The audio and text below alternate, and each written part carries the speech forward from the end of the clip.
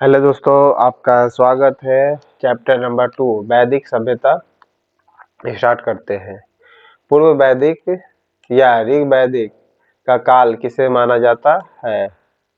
तो 1500 से लेकर के 1000 ईस्वी तक ये क्या होता है? पूर्व वैदिक या ऋग वैदिक काल माना जाता है। ओके। उत्तर वैदिक संस्कृति का काल किसे माना जाता है? तो 1000 से लेकर के 600 ईसा पूर्व तक, 1000 ईसा पूर्व से लेकर के 600 ईसा पूर्व तक उत्तर वैदिक का चालू होता है पीरियड। और इसी जो पीरियड में था जाति व्यवस्था चालू होती है। ओके, क्योंकि राजा हर्षवर्धन 630 के आसपास का कार्यकाल था, जो मैं बताऊंगा दूसरे लेसन में, लेकिन ऋग वैदिक काल में नहीं थी। ओके, जिसे पूर्व वैदिक काल भी कहते हैं। और वैदिक उत्तर वैदिक काल को यानी वेद के बाद के काल को कहते हैं। ओके, जिसमें जाति व्यवस्था ले आया गया। ओके, जहां श्रमिक को दान करने के लिए कहा जाता था, गरीब को, ठीक है, लोगों ने उल्टा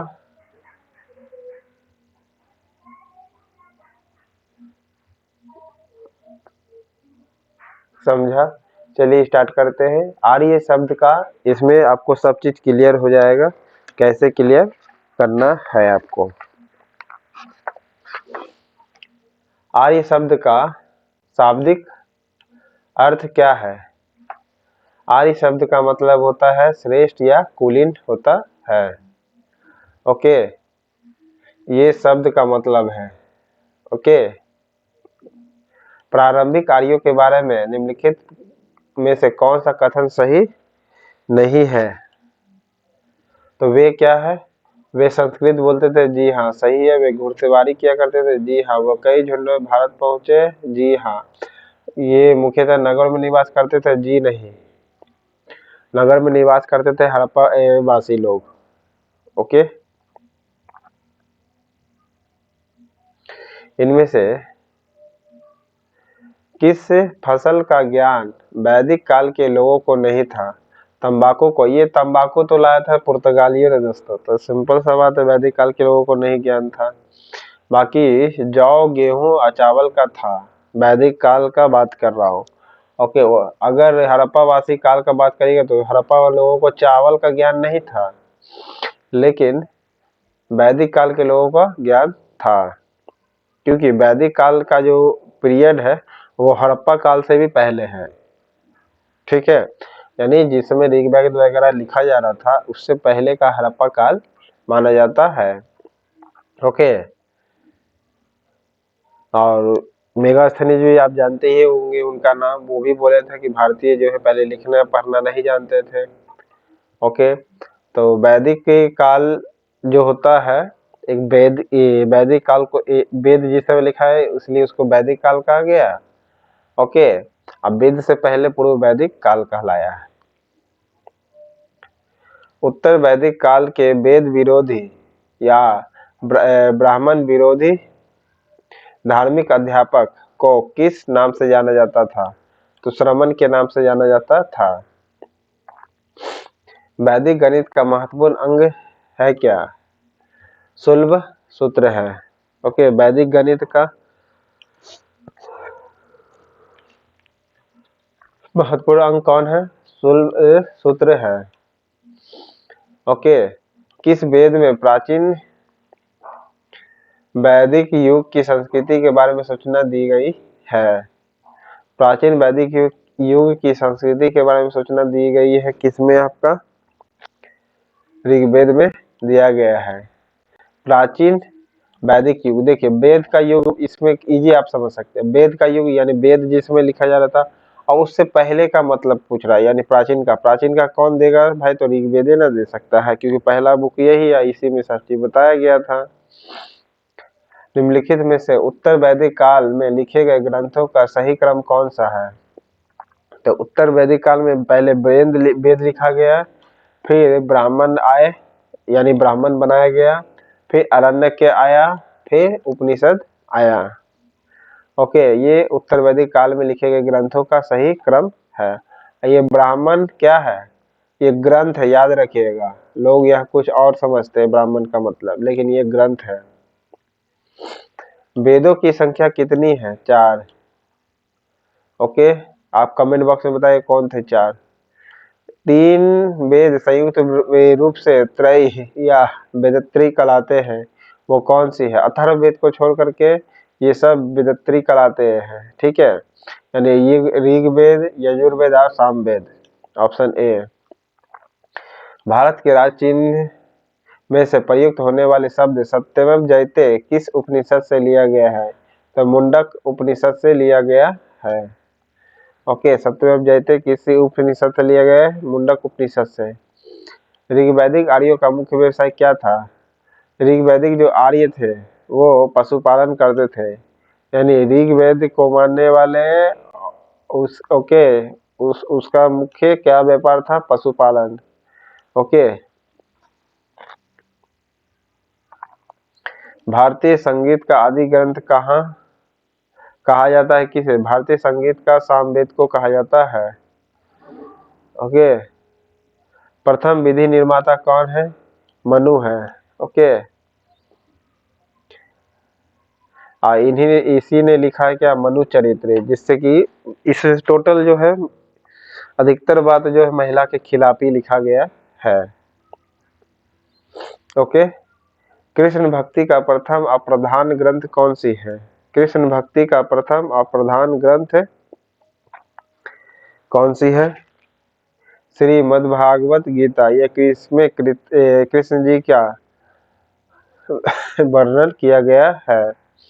श्रीमद्भागवत गीता में प्रथम अप्रधान ग्रंथ भी है।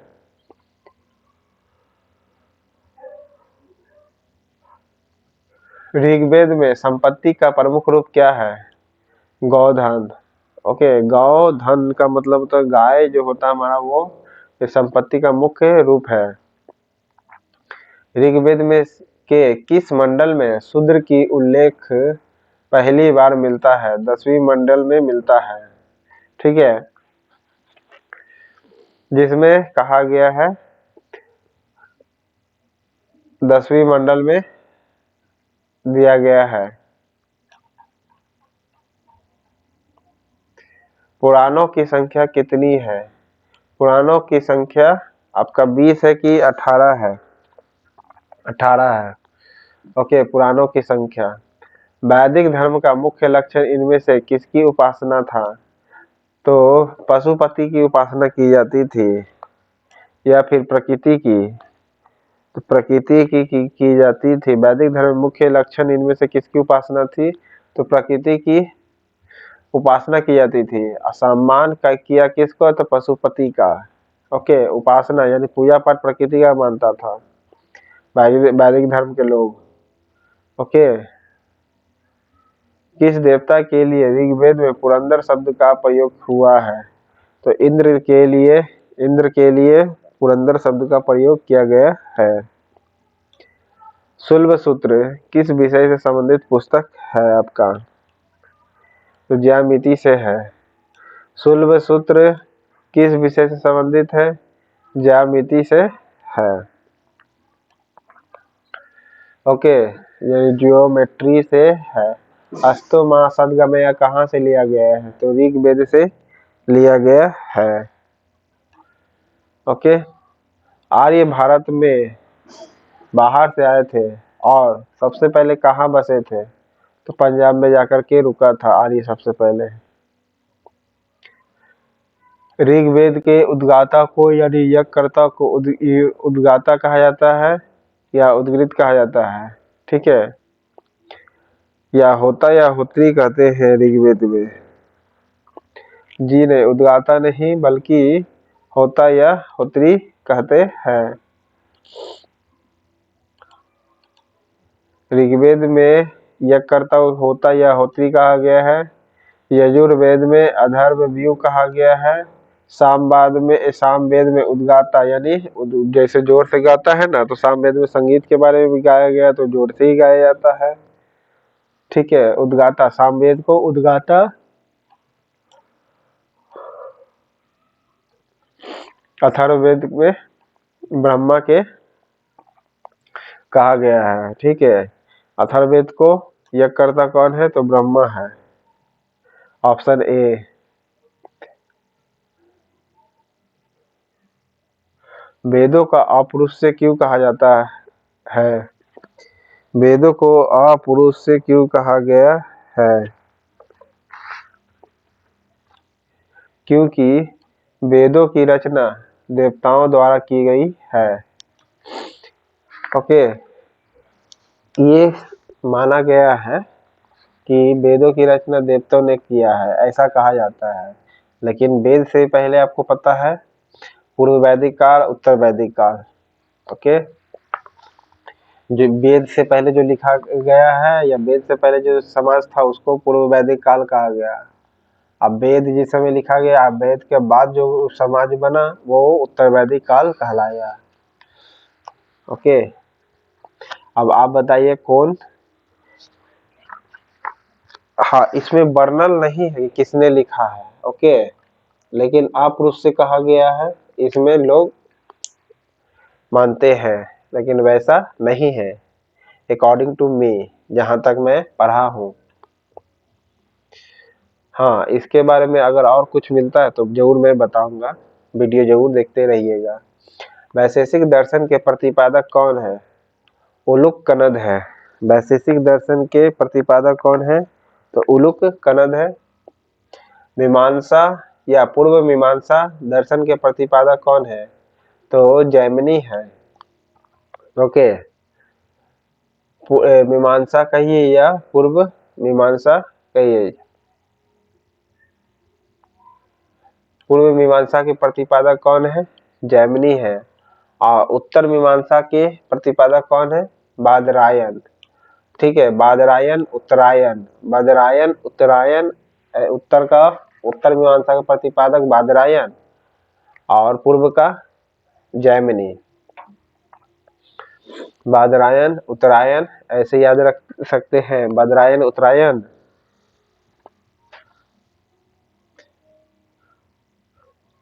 ऋग्वेद में कौन सा मंडल सोम को समर्पित है? नौवां मंडल सोम को समर्पित है।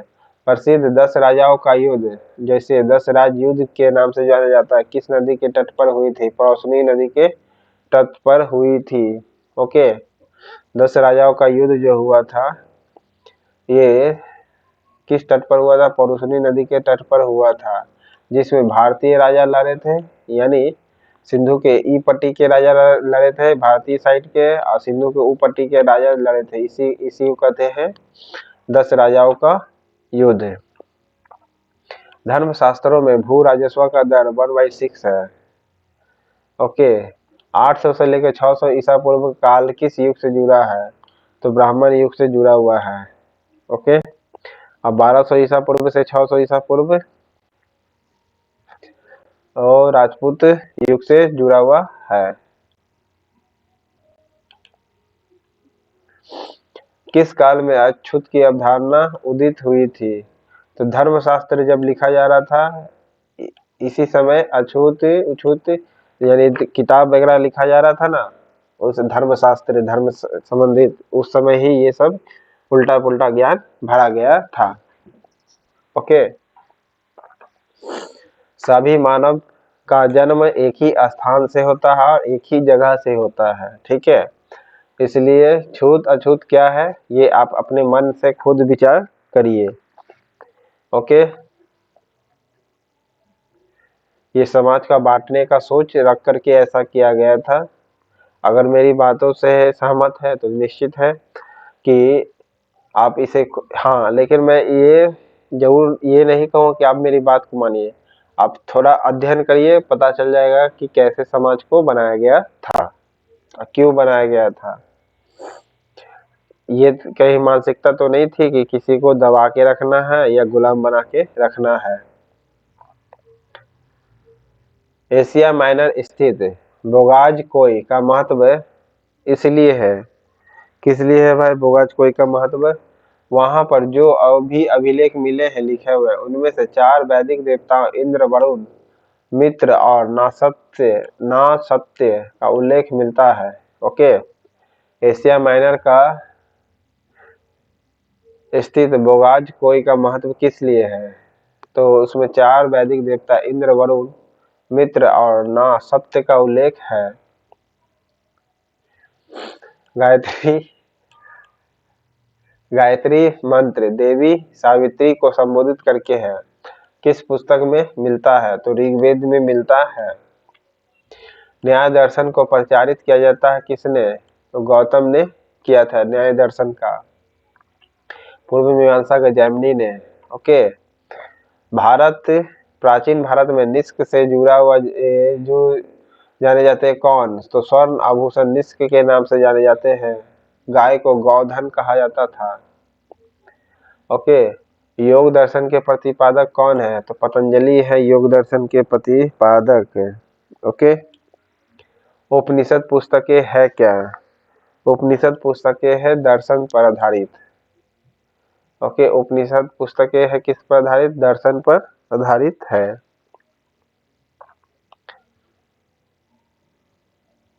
ऋग्वेद में क्या है? तो स्रोत है और प्रार्थनाएं हैं, कर्मकांड यजुर्वेद और कर्मकांड है यजुर्वेद। सामवेद में क्या है? संगीतमय स्रोत है। और अथर्ववेद में तंत्र मंत्र वशीकरण है। ओके, तंत्र मंत्र यानी जादू टोना कहते हैं। ओके, आरंभिक वैदिक साहित्य में सर्वाधिक वर्णित नदी कौन सी है? आरंभिक जो वैदिक साहित्य थे उसमें सबसे ज्यादा सिंधु नदी का चर्चा किया गया हुआ है। उपनिषद काल के राजा अश्वपति शासक थे कहाँ के? तो कैकेयी के शासक थे। उपनिषद काल के राजा अश्वपति कहाँ के थे? तो कैकेयी ने। इसको आप ट्रिक से याद कर सकते हैं। कैकेयी ने ही क्या किया था?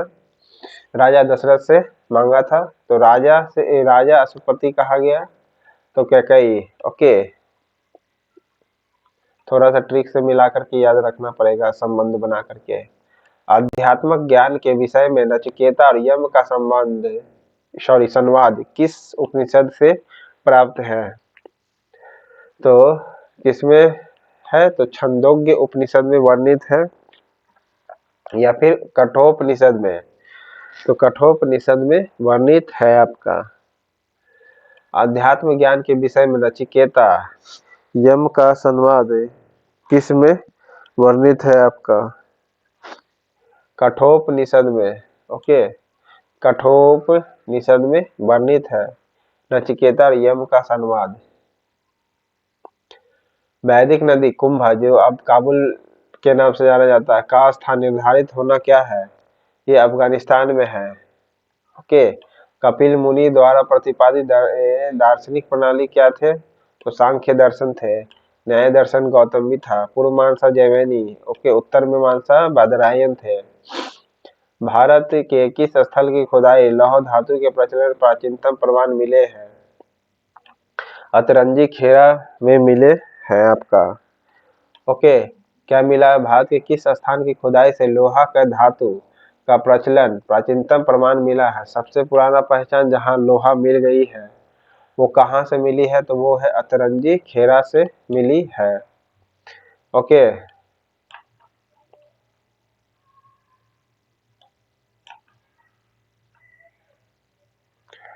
किसका संकलन ऋग्वेद पर आधारित है? सामवेद पर आधारित है। ओके, ऋग्वेद किसका संकलन ऋग्वेद पर आधारित है? सामवेद पर आधारित है।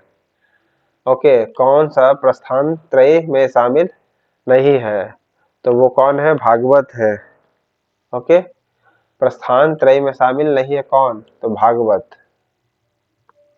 ठीक, इनमें से कौन जो है प्रस्थान त्रय में शामिल नहीं है, नहीं बोला है, तो वो है भागवत है। बाकी मध्य भागवत गीता में सबसे पहले कृष्ण के बारे में वर्णन किया गया है। ओके, और प्रस्थान त्रय में भागवत नहीं है। अब बाकी कौन कौन सा प्रस्थान त्रय में है? भागवत गीता है, भागवत नहीं है बल्कि भागवत गीता है प्रस्थान त्रय में, ब्रह्म सूत्र है, उपनिषद है।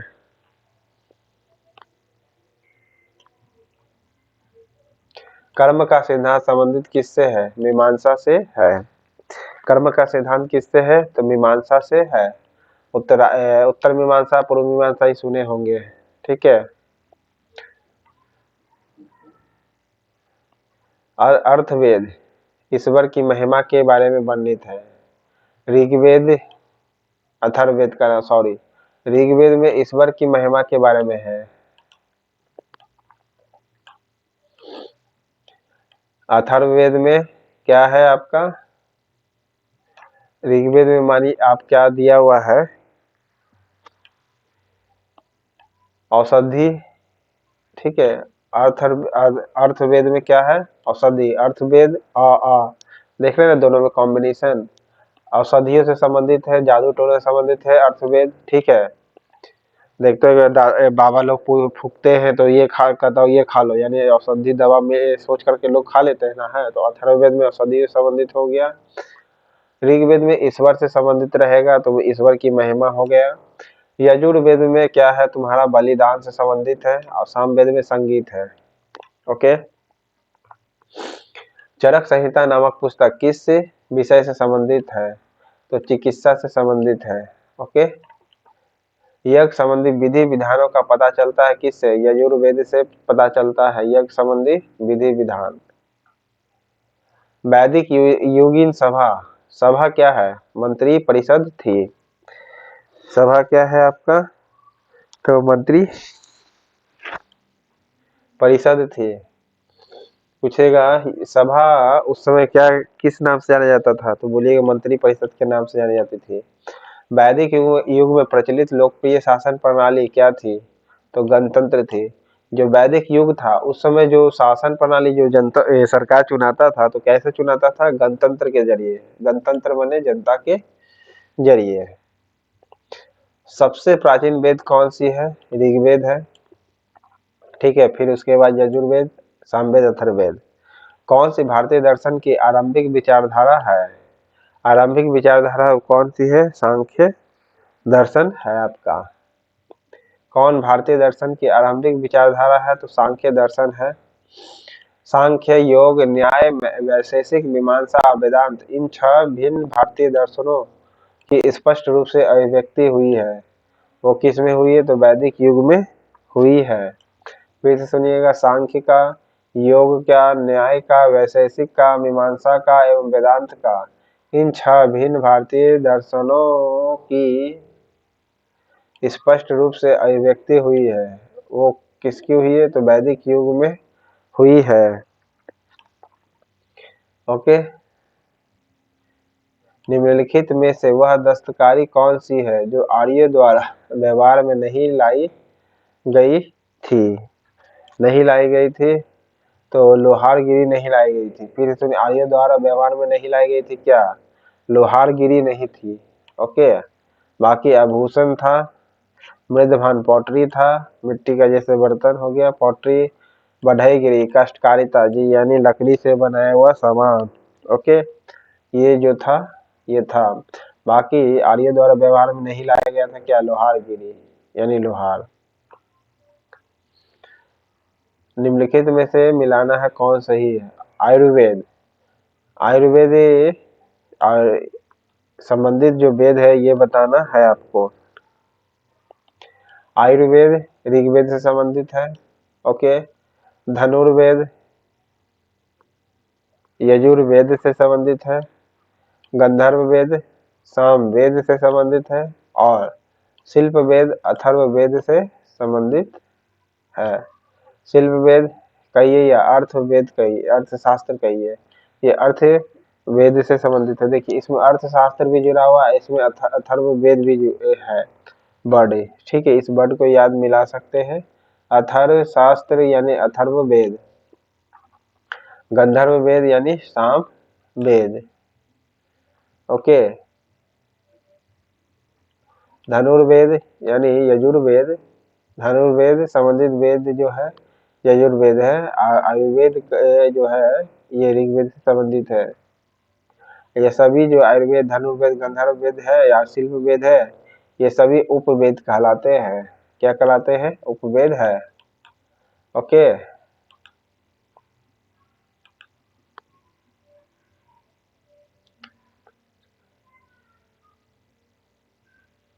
तो ये पार्ट 1 आपका खत्म होता है।